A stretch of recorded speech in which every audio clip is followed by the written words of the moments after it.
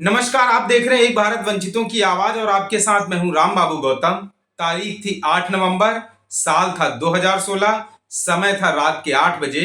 वो दौर, वो वक्त याद कीजिए जब प्रधानमंत्री नरेंद्र मोदी जी अचानक से रात के 8 बजे आते हैं और कहते हैं कि 500 का नोट जो है वो अब प्रचलन में नहीं रहेगा। तारीख है 15 फरवरी, साल है 2024। सुप्रीम कोर्ट ने फैसला दिया है कि जो चुनावी बॉन्ड स्कीम मोदी सरकार 2017-18 में लेकर के आई थी वो असंवैधानिक है। मतलब उस योजना पर सुप्रीम कोर्ट ने रोक लगा दी है।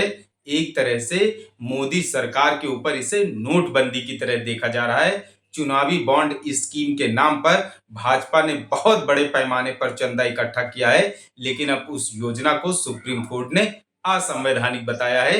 एक रिपोर्ट देखिए, स्पेशल रिपोर्ट, उसके बाद अगला विश्लेषण। प्रधानमंत्री नरेंद्र मोदी जी 7 समुंदर पार अबू धाबी में मंदिर के अंदर घंटा बजा रहे थे, लेकिन इधर सुप्रीम कोर्ट ने पूरी बीजेपी की घंटी बजा दी। वहां मोदी जी 7 समुंदर पार अबू धाबी में मंदिर दर्शन कर रहे थे और यहां सुप्रीम कोर्ट के एक फैसले से पूरी भाजपा में आपाधापी मच गई।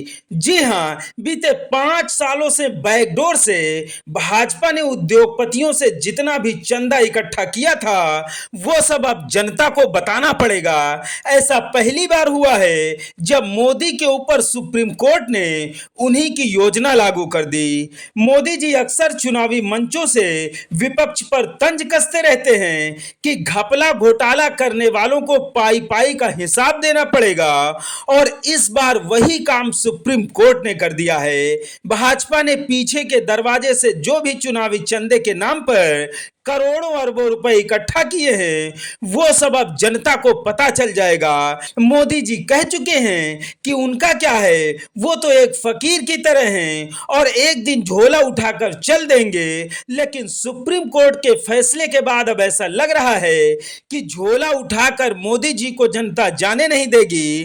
पहले झोले में दिखाना पड़ेगा कि किस उद्योगपति ने कितना चंदा डाला है, उसके बाद ही जाने दिया जाएगा। जब से मोदी जी ने चुनावी बॉन्ड योजना लागू की है तब से आज तक का पूरा एक एक पाई का हिसाब देना पड़ेगा। पूरी भाजपा सहमी, डरी और घबराई हुई है कि जाने अब क्या होगा। भाजपा के साथ साथ वो उद्योगपति भी काफी भयभीत हैं जिन्होंने भाजपा को गुप्त तरीके से मोटी रकम देकर चुनाव में मदद की है। सुप्रीम कोर्ट ने साफ साफ कह दिया है कि गुप्त तरीके से मिला हुआ पैसा संवैधानिक नहीं हो सकता है और ये एक तरह से आरटीआई एक्ट का उल्लंघन भी है।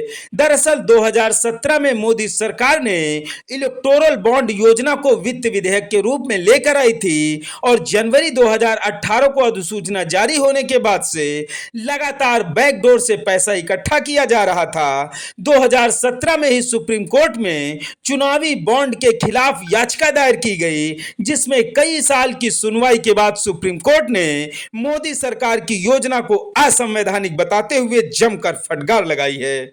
सुप्रीम कोर्ट ने एसबीआई को 6 मार्च 2024 तक डेडलाइन दी है और इलेक्शन कमीशन को पूरी जानकारी देने के निर्देश दिए हैं और उसके बाद 13 मार्च 2024 तक चुनाव आयोग को अपनी वेबसाइट पर सभी आंकड़ों को सार्वजनिक करना होगा।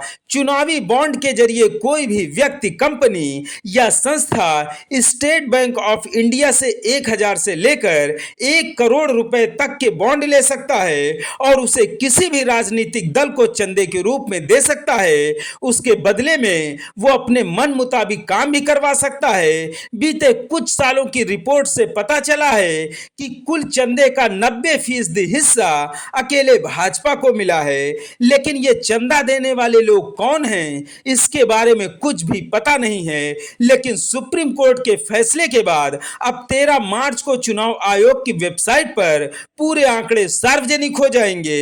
अब जनता को पता चल जाएगा कि अकेले बीजेपी को जो 90% चंदा मिला है उसके पीछे कौन से बड़े उद्योगपतियों का खेल है। मोदी सरकार की चुनावी बॉन्ड योजना अधर में चली गई है। खूब इसके जरिए बैकडोर से पैसा इकट्ठा किया जा रहा था। चुनाव में धन बल के साथ मजबूती से लाव लश्कर के साथ चुनाव लड़ा जा रहा था।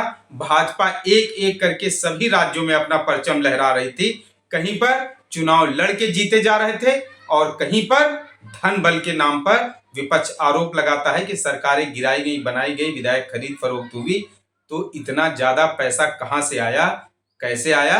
चुनावी बॉन्ड स्कीम से आया। अब सबसे बड़ी बात यह है कि वो उद्योगपति भी जो अब पर्दे के पीछे से भाजपा की मदद कर रहे थे, उनके चेहरे, उनके नाम भी सार्वजनिक होंगे। अब देश की जनता, यहाँ के लोग जानेंगे कि आखिर वो कौन से उद्योगपति हैं जिनकी पहली पसंद सिर्फ भाजपा थी। 90% पसंद, पहली प्राथमिकता सिर्फ भाजपा थी। वो कौन से ऐसे उद्योगपति हैं जो दूसरी पार्टियों के बजाय सिर्फ भाजपा को चंदा देने में रुचि दिखा रहे हैं? कुछ दिनों का इंतजार कीजिए। 2024 का चुनाव भी आ रहा है, लेकिन उसके पहले ही सब कुछ ठीक रहा।